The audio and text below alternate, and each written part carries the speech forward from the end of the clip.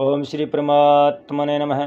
Shri Hari channel पर सब ऋषि मुनियों के चरणों में मैं प्रणाम करता हूँ। सब संतजनों के चरणों में प्रणाम करता हूँ। इस मेरी मातृभूमि के चरणों में मैं प्रणाम करता हूँ। सभी मेरे देशवासियों का प्यार भरा स्वागत करता हूँ। इस वीडियो को आप पूरा सुने, अंत तक सुने। इस वीडियो को सुनने वाले मेरे देश के हर कोने में घरों में बैठी माताओं के चरणों में मैं चरण स्पर्श करता हूँ। बहनों भाइयों को प्यार भरा नमस्कार। यह वीडियो श्री कृष्ण अर्जुन संवाद का है। जब महाभारत युद्ध में अर्जुन धर्म संकट में था, तनाव में था, चिंताओं से घिर गया था, कोई निर्णय नहीं ले पा रहा था, थर थर काँप रहा था, तब भगवान श्री कृष्ण की शरण में गया। भगवान ने गीता का उपदेश दिया, धर्म संकट से बाहर निकाला और अंत में विजय श्री का ताज पहनाया। इसलिए यह वीडियो सुनने मात्र से ही मानसिक तनाव, चिंताग्रस्त, शारीरिक तनाव से मुक्ति मिलेगी। इसलिए आप सब श्रोतागण से मेरी विनती है, इस सुप्रभात में पुण्य का भागीदार बनकर जन कल्याण में अपना सहयोग देवें। वीडियो को ज़्यादा से ज़्यादा शेयर करें, सब्सक्राइब करें और लाइक भी करें। अब आगे क्या कह रहे हैं? तेषामहं सम्बुद्धारता मृत्यु संसार जाग्रत। तेषामहं सम्बुद्धरता मृत्यु संसार सागरात्। भवामि न चिरात् पारत्। मया वेशित चेतसा मैं भवामि न चिरात् पारत्। मया वेशित चेतसा मैं। हे भारत, मुझ में आविष्ट चित्त वाले उन भक्तों का मैं मृत्यु रूप संसार समुद्र से शीघ्र ही उद्धार करने वाला बन जाता हूँ। व्याख्या। तेसा मैं समुद्रता मया वेशित चेतसा में। जिन साधकों का लक्ष्य, उद्देश्य, ध्येय भगवान ही बन गए हैं और जिन्होंने भगवान में अन्य प्रेम पूर्वक अपने चित्त को लगा दिया है, तो जो स्वयं भी भगवान में लग गए हैं, उन्हीं के लिए यहाँ मया वेशित चेतसा में पधाया है।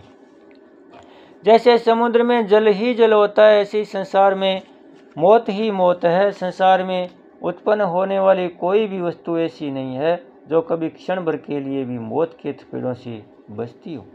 अर्थात उत्पन्न होने वाली प्रत्येक वस्तु प्रतिक्षण मौत के तरफ की जा रही है। इसलिए संसार को मृत्यु संसार सागर कहा गया है। मनुष्य में अनुकूल और प्रतिकूल दोनों वृत्तियाँ रहती है। संसार की घटना, परिस्थिति तथा प्राणी पदार्थों में अनुकूल प्रतिकूल वृत्तियाँ राग द्वेष उत्पन्न करके मनुष्य को संसार में बांध देती है। गीता 7वें अध्याय का 27वां श्लोक।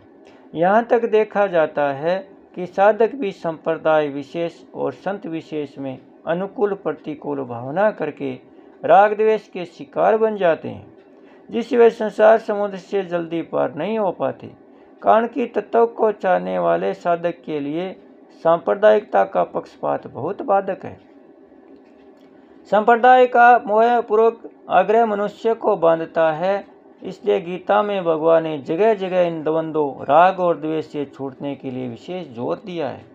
यदि साधक भगत अपनी सारी अनुकूलताएं भगवान में कर ले, अर्थात एकमात्र भगवान से अन्य प्रेम का संबंध जोड़ ले और सारी प्रतिकूलताएं संसार में कर ले और संसारी सेवा करके अनुकूलता की इच्छा से मुक्त हो जाए, तो वह इस संसार बंधन से बहुत जल्दी मुक्त हो सकता है। संसार में अनुकूल और प्रतिकूल वृत्तियों का होना ही संसार में बंधना। भगवान का यह सामान्य नियम है कि जो जिस भाव से उनकी शरण लेता है, उसी भाव से भगवान भी उसको आश्रय देते हैं। ये यथा मामे प्रबदन्ते तास्ते वे भजाम्यहम्। गीता में 4थे अध्याय का 11वां श्लोक। अतः वे कहते हैं कि यद्यपि मैं सब में समभाव से स्थित हूँ, समोऽहं सर्वभूतेषु। गीता में 9वें अध्याय का 29वां श्लोक। तथापि जिनका एकमात्र प्रिय मैं हूँ, जो मेरे लिए ही संपूर्ण कर्म करते हैं और मेरे परायण होकर नित्य निरंतर मेरे ही ध्यान जप चिंतन आदि में लगे रहते हैं, ऐसे भक्तों का मैं स्वयं मृत्यु संसार सागर से बहुत जल्दी और सम्यक प्रकार से उद्धार कर देता हूँ। परिशिष्ट भाव है कि 6ठे अध्याय के 5वें श्लोक में भगवान ने सब तरह के सामान्य साधकों के लिए अपने द्वारा अपना उद्धार करने की बात कही थी उद्धरे दतान्मत्मानम। और यहाँ कहते हैं कि भक्तों का उद्धार मैं करता हूँ, तेसा महम समुद्रता। इसका तात्पर्य है कि प्रत्येक साधक आरंभ में स्वयं साधन में लगता है। साधन में लगने वालों में जो साधक भगवान के आश्रित होता है उसका उद्धार भगवान करते हैं, क्योंकि उसका भगवान पर ही भरोसा होता है कि मेरा उद्धार वे ही करेंगे। वह अपने उद्धार की चिंता न करके केवल भगवान के भजन में ही लगा रहता है। उसके साधन और साध्य भगवान ही होते हैं, परंतु ज्ञान मार्ग में चलने वाला अपना उद्धार स्वयं करता है।